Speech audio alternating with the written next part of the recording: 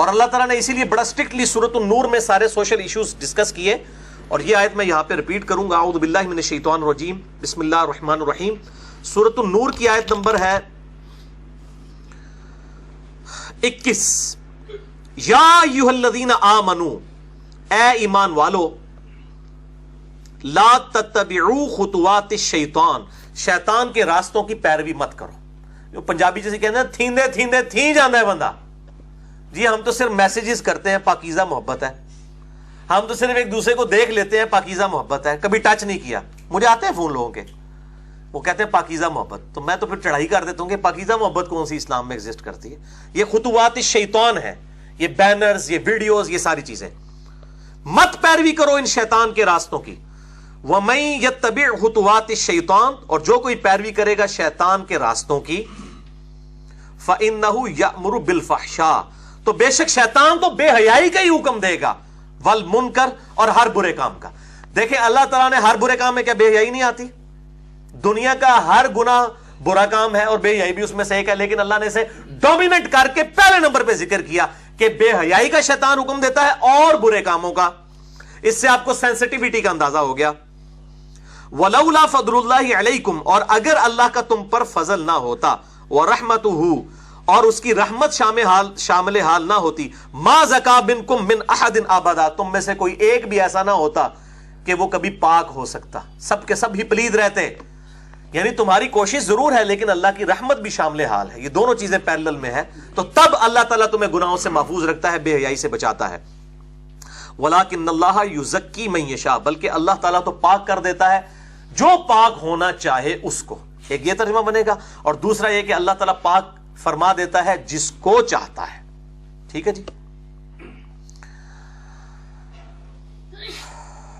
وَلَٰكِنَّ اللَّهَ يُزَكِّي مَن يَشَاءُ وَاللَّهُ سَمِيعٌ عَلِيمٌ، اور اللہ تعالیٰ سننے والا ہے اور علم والا ہے. الحمدللہ. تو یہ میرے بھائیوں سورۃ النور کی وہ آیت بڑی کریٹیکل. تو ہم صرف کوشش کر سکتے ہیں، باقی ہدایت اللہ کے ہاتھ میں ہے، اور جو کوشش کرے گا اسی کو ہدایت ملے گی. وَالَّذِينَ جَاهَدُوا فِينَا لَنَهْدِيَنَّهُمْ سُبُلَنَا، سورہ العنکبوت کی آخری آیت ہے. جو لوگ ہماری راہ میں کوشش کریں گے ان کے لیے ہم اپنی راہیں کھولیں گے. یہ ون وے ٹریفک نہیں ہے کہ اللہ تعالیٰ جو ہے وہ کسی کو زبردستی ہدایت تک پہنچائے گا. ہدایت جو ہے وہ اس کائنات کی سب سے ایلیٹ چیز ہے. یہ آپ کو فٹ پاتھ پہ، چوراہے پہ مفت پڑی ہوئی نہیں ملے گی، کوشش کے بعد ملے گی. کنو کڑ لو یہ گل. جو کوشش کرے گا اسی کے لیے اللہ تعالیٰ اپنی راہیں کھولے گا. صرف دعا کروانے سے اور صرف تمنا کرنے سے یہ نہیں. کبھی تمنا کرنے سے کسی کا پیٹ نہیں بھرا. کوشش کر کے کوئی چیز منہ میں ڈالیں گے پھر ہی پیٹ بھرتا ہے.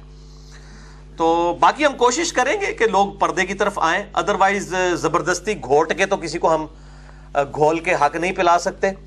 اور دل بے ایمان تے اجتا ٹیر، پنجابی میں محاورہ بولا جاتا ہے کہ جس کا دل بے ایمانی پہ اترا ہو تو اس کے لیے حجتیں جو ہیں وہ ڈھیر ہیں. اس کے لیے پھر دلائل لیم ایکسکیوزز بے شمار ہیں. آپ 1000 دلائل بھی پیش کریں نا، وہ بات ماننے کے لیے کبھی بھی تیار نہیں ہوگا. جس کا دل بے ایمانی پہ اترا ہوا ہے، جو بات ماننے والا ہے، اس کو آپ ایک دفعہ کوئی قرآن کی آیت یا حدیث بتا دیں گے نا، وہ کہے گا جی اچھا جی منو نہیں سی پتا، میں انشاءاللہ تعالی سمعنا وطعنا، سنا اور اطاعت اختیار کی. تو یہ معاملہ بڑا کریٹیکل ہے. اللہ تعالیٰ کی طرف متوجہ ہوں گے پھر اللہ تعالیٰ آپ کی بازو پکڑے گا اور انشاءاللہ ہدایت تک پہنچا دے گا انشاءاللہ تعالیٰ. اللہ تعالیٰ ہمیں قرآن و سنت کی تعلیمات کے سامنے سر تسلیم خم کرنے کی توفیق عطا فرمائے.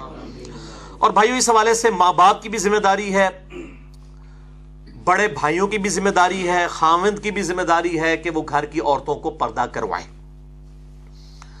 اور ظاہر ڈیپینڈنٹ ہوتے ہیں، عورتیں تو ڈیپینڈنٹ ہیں مردوں کے اوپر.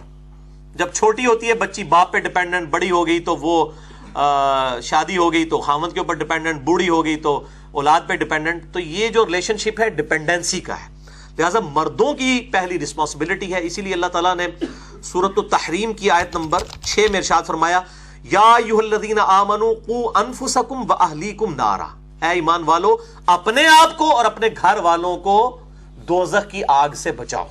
یعنی مومن جو ہے الرجال قوامون علی النساء، مرد حاکم بنائے گئے ہیں عورتوں کے اوپر ایز فار ایز خاندانی یا فیملی سسٹم از کنسرنڈ.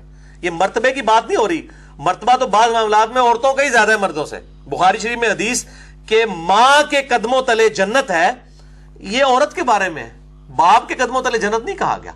تو یہ جتنی باتیں ہیں میرے بھائیوں، as far as human dignity is concerned, تو اس معاملے میں مرد و عورت برابر ہیں. البتہ جب خاندانی سسٹم وجود میں آئے گا پھر ظاہر مردوں کو ایک درجہ فوقیت حاصل ہوگی عورتوں پر. عورتوں نے گھر کے معاملات کو لے کے چلنا ہے اور مردوں نے باہر کے معاملات کو لے کے چلنا ہے، اور الٹیمیٹلی مشورے کے بعد ڈومیننٹ ڈیسیژن مرد کا ہی تصور کیا جائے گا. خاندانی کوئی ادارہ جو ہے وہ کسی ادارے کے 2 مینیجنگ ڈائریکٹر نہیں ہو سکتے. مینیجنگ ڈائریکٹر ایک ہی ہوگا، ہاں اسسٹنٹ ڈائریکٹر آپ جتنے مرضی بنا لیں.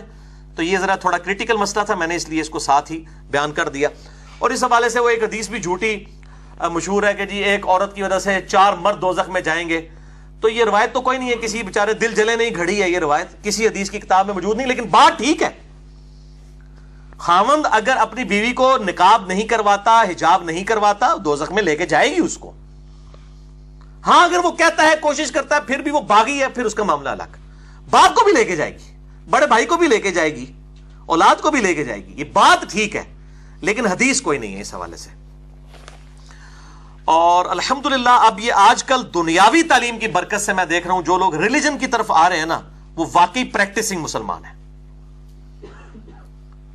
نوجوان لوگ جس طرح آج داڑھی رکھ رہے ہیں نا، آج سے 30-40 سال پہلے نوجوان اس طرح داڑھی نہیں رکھا کرتے تھے. یہ ہم ویسے خوش ہوتے ہیں جی پہلے بڑا چنگا زمانہ سی، کھیت ہے مٹی کن چنگا زمانہ سی. آج سے 100 سال پہلے تک نہ قرآن کا ترجمہ ہوا تھا، نہ بخاری کا، نہ مسلم کا، ہماری نیٹو لینگویجز کے اندر. یہ جو مبارک دور آیا صحابہ تابعین کے بعد، اس سے مبارک دور امت میں کبھی کسی نے نہیں دیکھا. آپ 70s کی 60s کی ویڈیوز نکال کے دیکھ لیں، اس وقت کتنی عورتیں جو ہیں وہ حجاب کرتی تھی کالج میں جاتے وقت، اور آج کتنی کرتی ہیں. اسلام آباد میں آپ کھڑے ہو جائیں نا کسی کالج کے باہر، اگر 1000 بچیاں اندر جا رہی ہیں نا تو 800+ نے برقع کیا ہوگا، نقاب بھی کیا ہوگا، اور لڑکوں نے داڑیاں بھی رکھی ہوئی ہوں گی. یہ مبارک دور اب شروع ہوا ہے. ایویں پرانے دور کی لوگ جو بڑی تعریفیں کرتے ہیں، کوئی نہیں. اگر پرانے دور کو آپ نے دیکھنا ہے، ابھی آپ گاؤں ایریا میں چلے جائیں، کتنی عورتیں حجاب کرتی ہیں؟ کوئی نہیں کرتی ہیں. اور بوڑھے وقت میں جا کے مسجد میں آپ کو بوڑھے لوگ نظر آ رہے ہوتے ہیں نماز پڑھنے والے، بوڑھے لوگ. یہ شہر ہیں جہاں پہ جوان لوگ نماز پڑھنے کے لیے آتے ہیں. یہ دنیاوی تعلیم کی برکت ہے. اور الحمدللہ اب تو اتنی چینج آ گئی ہے کہ شادی بیاہ کے موقع کے اوپر بھی ایون لیڈیز ویٹرز کے بھی انتظام ہونے شروع ہو گئے ہیں. پہلے تو ہے نا کہ مردوں اور عورتوں کا انتظام لا تھا، لیڈیز ویٹر بھی اب ملتے ہیں. لیڈیز کو ایز اے ویٹر یوز کیا جاتا ہے پردے کے اعتبار سے، اور یہ چیز اپریشیٹیبل ہے الحمدللہ. تو یہ اس اعتبار سے چینج آ رہی ہے، اور انشاءاللہ تعالی ینگ جنریشن حق بات کو قبول کرے گی، اور یہ معاملات انشاءاللہ آگے چلیں گے.